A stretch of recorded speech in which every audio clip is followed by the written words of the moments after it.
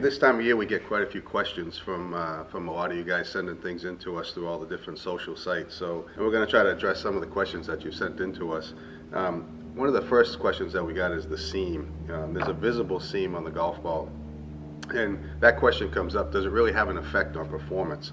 And the USGA has a requirement, it's called a symmetry test. And if you remember back in the, I'm going to say it was probably around the 2000s or 2001 when Pro V1 came out, the dimples actually lined up in a row right around the seam of the golf ball.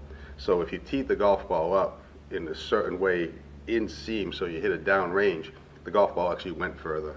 It was an issue, it was a problem, it was solved. There was a certain time limit to solve it, and that was corrected. So today, players still think that if they tee a golf ball up along the seam, they're going to get an advantage and it's going to go further.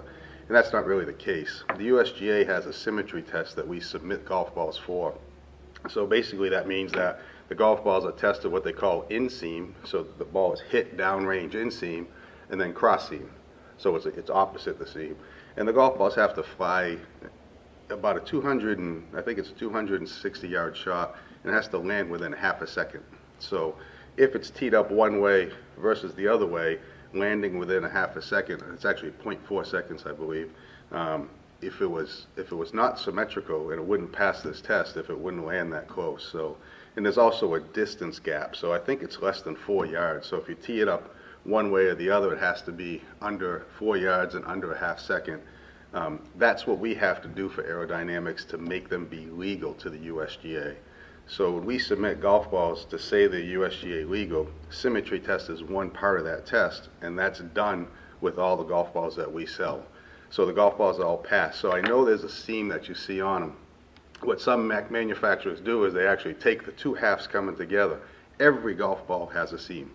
There's solid inside the ball, so how would you get the insides in if there wasn't a seam to put them together?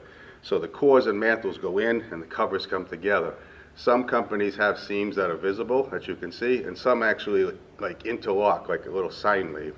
So the two cavities come together and they kind of interlock with each other. There's still a seam there, but the seam is actually a little sine wave versus a flat seam across the side.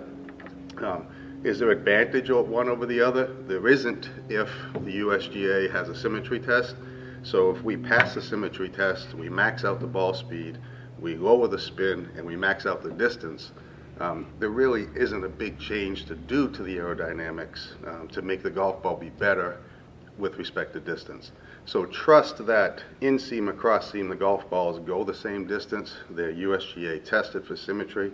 The seam for us is used where we print the MTB-X or the MTB-Black stamp. So a lot of people use that to actually help align on putting. So it's a nice little alignment aid that you can use on putting. And understand that you don't need to worry about whether there's a difference in performance if the golf ball is teed up in seam or cross seam.